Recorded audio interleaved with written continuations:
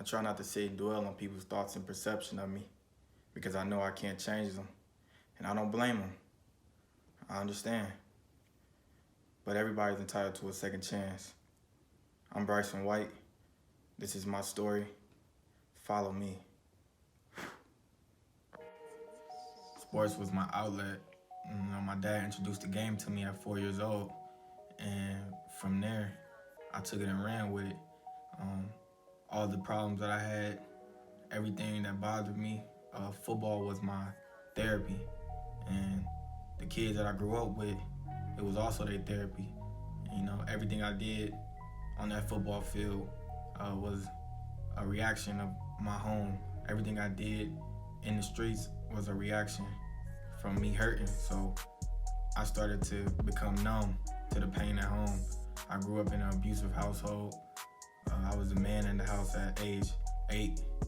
Playing football was my outlet. It was my safe haven. And we all looked up to the older guys in the streets. We wanted to be like the older guys, the drug dealers. We wanted to be them. And I no longer had guidance, so as I got older, I ended up becoming something I never thought I'd be. My mom started to notice the change in me. She started to notice the bad behavior, the bad patterns, getting suspended from school, going to the streets. And when she started to notice that, she instantly pulled me out and we moved to the suburbs my 8th grade year. When we moved to Mason, my 8th grade year, things started to change for me. I started to be around better guys.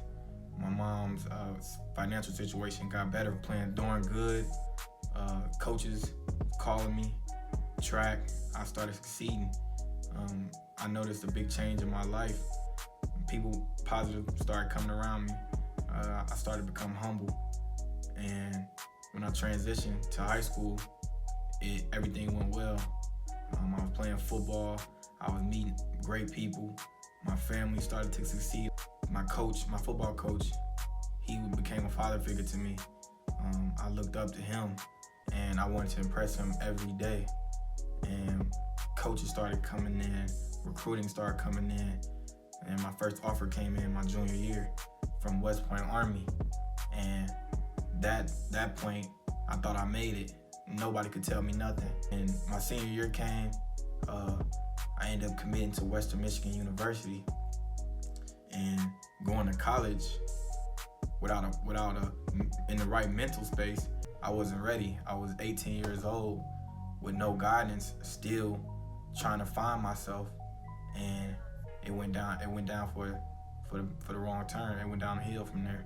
So when I got to college, I met some guys that wasn't right for the right cause, and I knew I wasn't either. I wasn't there yet. So I got into a situation that changed my life forever. 2 Western Michigan University football players are now formally charged with an alleged home invasion. When they dropped me off at college, it was like I was free. I was a man at that point. Nobody could tell me what I could do. Nobody controlled me.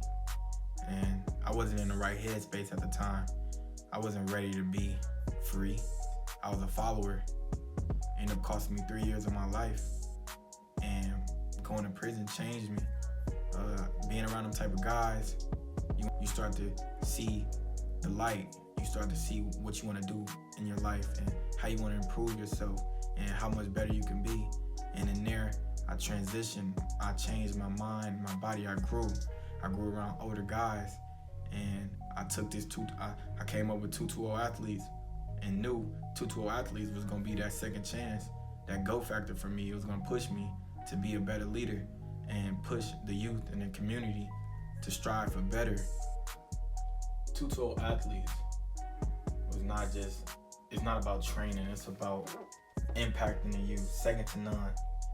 When I say second to none, I mean having that mental capacity where you know you can't be defeated, not only on the field, not only in a training ground, but mentally and physically. So when I came up with second to none, that was me saying I won't be stopped.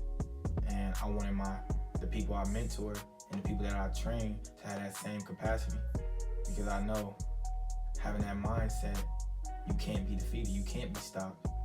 And so 212 athletes to me is a facility where you get the best training, you get the best meal nutrition, you get the best advice from me and all my trainers.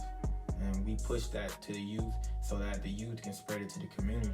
It's a positive impact, and I think that's what I'm here for, is to push younger kids and older people as well that need guidance, just like I did when I was younger.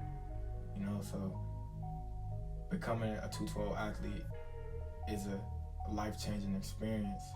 It's life-changing. When you're ready to change, then you come to 212. My goal is to impact 220 kids a year. It don't have to be kids. It can be adults, moms, dads. I just want to impact 220 people in a year. I want to give a big shout out though, a big thank you to Lawana and her foundation, and my mentor, Brother Ron. Y'all pushing me to keep going. My mom, come train with 212 athletes. I promise you, it's gonna be the best experience you ever had, and I'm dedicated to get y'all better. I'm Bryson White, known as Coach Tilla, 212 athletes. Let's get it.